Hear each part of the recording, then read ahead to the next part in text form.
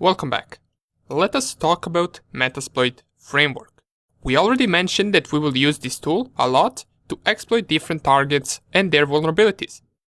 But there are a few things we need to learn first about it before we get to use it.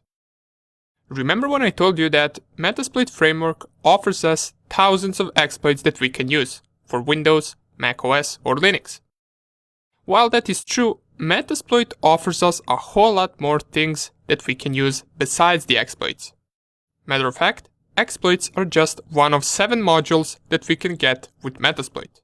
Besides them, we also get payloads, auxiliary modules, encoders, evasion modules, NOPs, and post-exploitation modules. If you are new to all of this, you probably have no idea what each of them are. Don't worry, we will explain it right now. First, to navigate to the Metasploit Framework directory, we can type cd/user/share and then Metasploit-framework. You can just type meta and then tab it to autocomplete it. If I press here enter, and if I type ls right here in the Metasploit Framework directory, we're going to see quite a few things. One of the most important things right here is this MSF console. And this is an executable file. This is our program. If we wanted to run Metasploit, we would just type MSF console in the terminal and it would open the Metasploit framework. The MSF Venom is also very important. This is a tool that we will use to generate a payload or a shell that we use to control the target machine with. But for this video, what we want to explain is this modules directory. If we change to that directory, so cd modules, and I type ls here, we will see those 7 modules that I mentioned. Let's talk about each one of them a little bit. We're already familiar with exploits, right? Let's go to that directory first. So cd exploits. And just to remind ourselves that an exploit module or program executes a sequence of commands to target a specific vulnerability in a system or application. It takes advantage of that vulnerability in order to provide us an access to that machine. There are a few different types of exploits, such as for example buffer overflow, code injection, web application exploits. But what is also important to mention right here regarding Metasploit is that once we type ls inside of this exploits directory, you will see these exploits are split into different groups. We got Windows exploits, OS X exploits, Linux exploits, Firefox exploits, and many others as well. And if we go to any of them, for example, let's go to Windows exploits, and I type ls right here, we will get even more division of exploits. All of the Windows exploits that we have are divided into a bunch of other submodules such as FTP, firewall, SMTP, SMB, and others. And all of them contain exploits for those specific things. If we navigate to, for example, HTTP Windows exploits, so let's go there. And I clear the screen, type ls right here. We will see there is a lot of them for the HTTP. And this .rb that all of these files have is just an extension for Ruby language. All of the exploits in Metasploit Framework are coded inside of our Ruby language. And each one of these programs right here exploits a different vulnerability. If you were, for example, interested in how some of these work, you could open the code of an exploit using Nano Editor. Let's see, for example, this one. If I nano it, it will open the code of this exploit. And if you know Ruby language, you could figure out how this exploit works, right? It also gives us a description right here. So this exploits a stack buffer overflow in the Webster HTTP server. The server and source code was released within an article from the Microsoft System Journal in February 1996, titled Write a Simple HTTP. So this is an old exploit. But you can do this for any file that you want. You can just open it and see the code of that specific exploit. And that's how they are stored in kalilinux. Let's also mention other modules that exist besides these. So if I go back to the modules directory and type ls, let's next talk about the auxiliary modules. So if I change directory to auxiliary and I type ls right here, then we will see that auxiliary modules are also split into different categories, as we can see right here. And an auxiliary module does not execute a payload like an exploit module does. It is used to perform different actions such as scanning, fuzzing, or denial of service attacks. These modules can sometimes be used in first two stages of penetration test, as there is a lot of them that perform fingerprinting and vulnerability scanning. If we go to one of these submodules, for example, let's go to sniffer submodule. If I type cd sniffer, type ls, well, it seems that there is only one sniffer in Metasploit. And we can see again it is also coded in Ruby language because of the .rb extension. If we go to a different auxiliary submodule, for example, let's go to this one, which is spoofing. So let's go to the spoofers, clear the screen, type ls.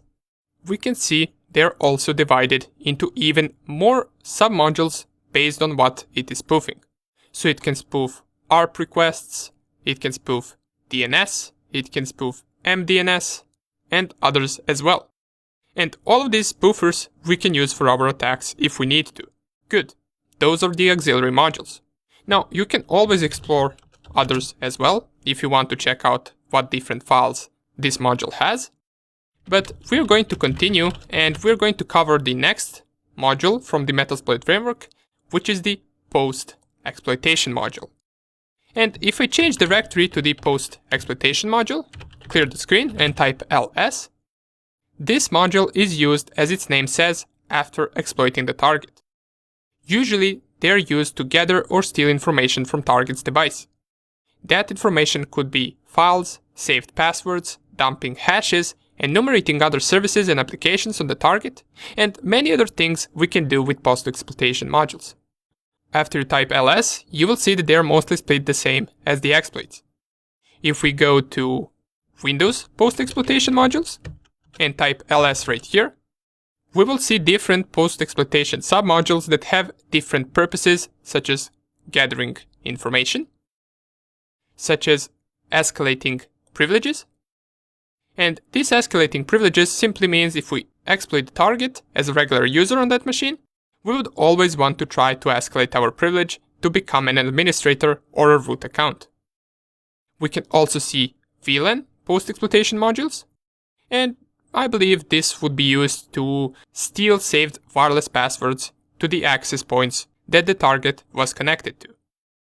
Okay, you can explore the others as well if you want to, and let's talk about the others as well, so we can go through all of them real fast so you can get a pretty good understanding of what all of these modules do. And the next one that we will talk about is also really important, and that is payloads. If I change directory to payloads, clear the screen and type ls, and hopefully you remember that payload is something we deliver to the target with an exploit in order to control that machine. And in this payloads directory, we can see it is split in three different subdirectories: singles, stagers, and stages. What does this even mean? Well, singles are payloads that are completely standalone. A single payload can be something as simple as adding a user to the target system or running some other application. Stagers set up a network connection between the attacker and victim and are designed to be small and reliable. And lastly, stages are payload components that are downloaded by stagers modules. These payload stages can provide us with advanced features with no size limits, such as, for example, different command shells or meterpreter shells. And meterpreter is something that we mentioned for the first time. Meterpreter shell is also something that we will use a lot. It is similar to the command shell, but with a bunch of other options as well besides executing commands. We can download files, upload files, record microphone conversation, run webcams on target machine, take screenshots of their desktop, and many other things we can do with the meterpreter. So once we are exploiting a target, Meterpreter is usually what we want to run on that target after an exploit. If I go to stagers directory right here, so cd stagers, clear the screen, type ls, and if I, for example, go to Windows stagers, type ls, here we can see different ways of establishing connection. Remember when we talked about two different types of shells in the last video? Well, here they are. Here we can establish a connection either by binding to a port or by listening and creating a reverse shell connection. They are further divided into, for example, reverse HTTP, reverse UDP, and reverse TCP. And out of all of these that we have right here, we will almost always use reverse TCP. So for now we know that two main things we will combine in a payload is reverse TCP connection and a Meterpreter shell, because that two combined give us much more options to do with the target. Okay, great. Now, if you don't understand some of this, don't worry once again. This is something that you will fully understand once we get into the practical examples. For now, we're left to explain 3 more modules, and we're going to go quickly through them, since they are less important than the ones that we already covered. And those are the evasion modules, encoders, and NOPs. Now, let's go with encoders first. Encoders are something that helps us to evade antivirus detection. How exactly?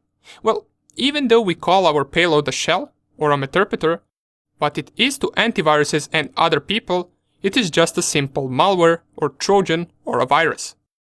That's why, with the help of encoders, we can encode our payload and make it less detectable by some antivirus vendors. These are not that useful anymore since they are known to almost all antiviruses. They can, however, help us bypass some of them. And evasion modules do pretty much the same thing. And if I change directory to them, so cd evasion, you will see that there are evasion modules only for Windows. And they are used to bypass Windows Defender. If I change my directory right here, type ls, we will see different Windows Defender files that we use in order to bypass the Windows Defender. However, since Windows Defender recently got an update, I believe many of these don't work anymore. But don't worry, we will see later in the course different techniques that we can use to bypass antiviruses and execute our payload. And the last thing that we got are NOPs. NOPs can be a little bit hard to understand. What a NOP is an instruction for the processor to do nothing. Once a processor reads a NOP instruction, it does absolutely nothing. And I know what you're thinking, what is the purpose of this for us? Well, these NOPs are useful in buffer overflows to allocate a lot of space in memory before the payload executes. By the way, NOP stands for no operations, and if you ever programmed in assembly before, you will be familiar with this. But don't worry, for now, NOPs are not that important for us. Okay, that was a lot to take for one single video, but all of this will be more clear once we start exploiting our target, and trust me, we're really close to that.